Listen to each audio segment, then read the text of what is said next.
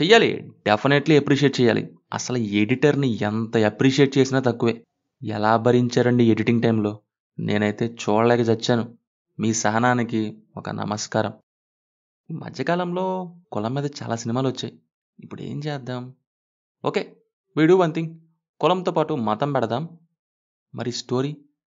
మతంతో హిందూ, ముస్లిం, కులంతో upper, lower కొట్టుకుంటారు. అదే స్టోరీ. చివర్లో మా నాన్నొచ్చి అందరికీ రక్తం ఒకటే.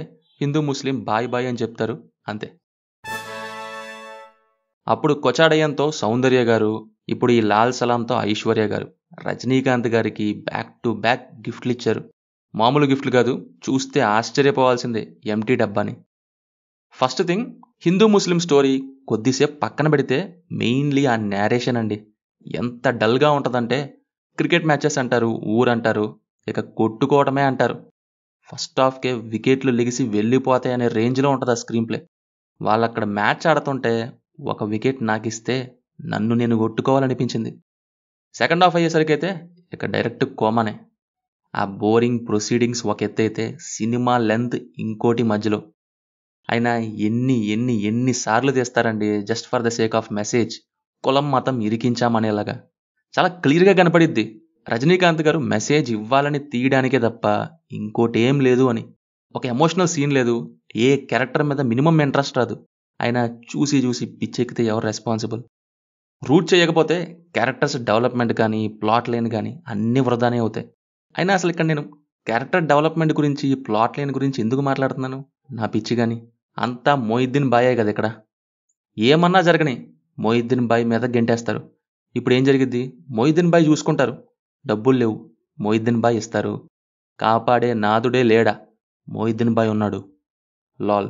సినిమా పేరు లాల్ సలాం దేనికి ఇంకా? అయినా నాకు కూడా అర్థం కాదు. స్పెషల్ అపీరెన్స్ రజనీకాంత్ గారు అన్నారు టైటిల్ దగ్గర. ఆయనది స్పెషల్ అపీరెన్స్లా ఎక్కడుంది అసలు? పాదఘట్టం లాగా ఎక్స్టెండెడ్ లాగా కూడా లేదు.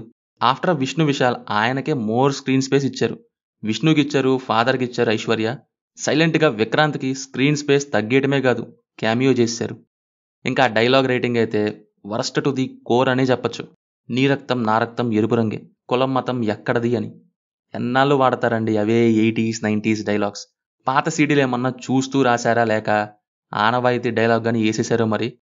అదొక్కటే ఎగ్జాంపుల్గా చెప్పావు అనుకోవద్దు, అన్నీ అలాగే ఉంటాయని చెప్తున్నా. ఏమన్నా అంటే మొయిద్దీన్ బాయ్తో క్లాస్ పీకేస్తారేమో మరి. పర్ఫార్మెన్సెస్ వైజ్ మాట్లాడితే విష్ణు విశాల్ యాక్టింగ్ బాగుంది. రజనీకాంత్ గారు సెట్ అవ్వలేదు. ఆయనకి సాయి కుమార్ గారి వాయిస్ అంతకంటే అస్సలు సెట్ అవ్వలేదు. మిగతా వాళ్ళ acting okay. AR Rahman's BGM బాగాలేదు, సాంగ్స్ ఎక్కలేదు. ఫైనల్లీ శవాలు లేస్తాయి, చెల్లించక తప్పదు భారీ మూల్యం అని నా అభిప్రాయం.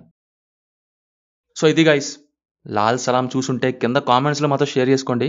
రివ్యూ నచ్చితే వీడియోని లైక్ చేసి ఛానల్ని సబ్స్క్రైబ్ చేసుకోవడం మాత్రం మర్చిపోద్దు. Will meet in next video. Thank you. Jai Hind.